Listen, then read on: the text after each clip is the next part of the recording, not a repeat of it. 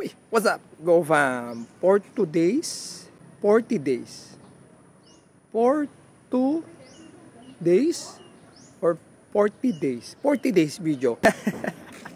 Ako na. Uy, what's up? Go fam. Namaos na ako, go fam. Ayun na. Gagawa lang ako ng quick reminder, go fam. At kasi nga, nagkalat na naman ng mga manloloko, go fam. Since madaming nalugi, madaming kulang ang kapital sa baba ng presyo ng mais, and sa kagustuhan na makabawi, go fam, nagsisulputan na naman ang mga manloloko. Ganun talaga yun eh. Kasi alam mo yun, since kulang ka na ng budget, papatusin mo na yung mga mura. Okay? So papakita ko sa inyo ngayon, go fam, kung ano yung tsura nung legit na binhi. Kasi baka nagdadalawang isip kayo. Okay? Example lang to, go fam. Okay? Kasi ito yung usually pinepeke, which is yung 8282. Pero ang dami. Kahit sa mga NK, sa mga Pioneer, papakita ko mamaya. So ito yung itsura niya, go fam.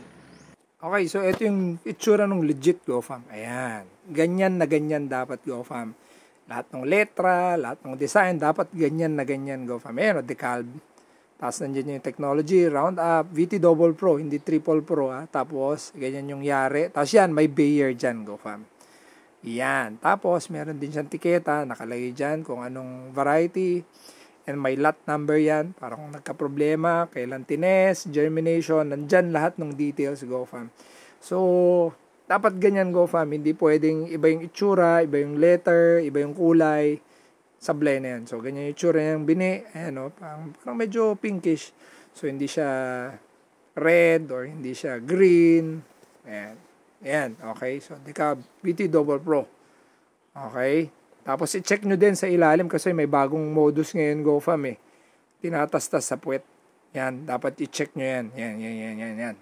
Okay. So, ito yung mga peke, go fam. Ayan, no? VT Triple Pro, kung ano na yung tsura ng mga lalagyanan. Minsan puti lang, ginagaya lang yung mga trademark. Ayan. So, madami pa, go fam. Hindi ko maisa-isa. Kaya pinakita ko na lang sa inyo yung legit. Okay, pag hindi ganun yung tsura, fake yun malamang. Iba may kasama pang gamot or foliar. Iba siguro, try ko na lang i-post sa comment section. Tapos kung meron kayong nagdadalawang isip kayo, try nyo ilagay sa comment section. Tapos sasabihin ko kung legit yun or hindi legit. Okay, so since nakita nyo ng GoFam, yun. Okay, so makikita nyo yung mga peke talaga.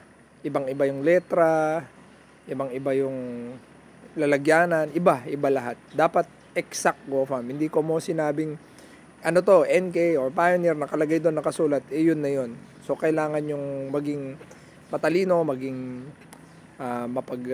masid. Dapat ganun na ganun, GoFam. Kasi may bagong modus pa ngayon. Since yung ibang farmer naging matalino na, yung mga pinaglagyan no binhi natin, ngayon binibili daw yon ng 250 to 300 per sako.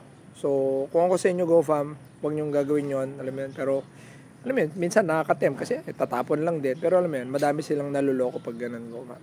Okay, so yung mga gumagawa ng mga binhi is ito ay mga hindi authorized producer. Okay, kaya nga nakita mo, gumagawa sila ng mga sariling lalagyan. So, again, reminder sa mga farmer, kung gusto mo makabawi, is gamitin mo yung legit. Kasi, susugal ka na nga eh. Tapos, susugal ka pa dun sa sablay. So, more or less, mahirapan ka makabawi, go fam pag ganun. So, reminder lang.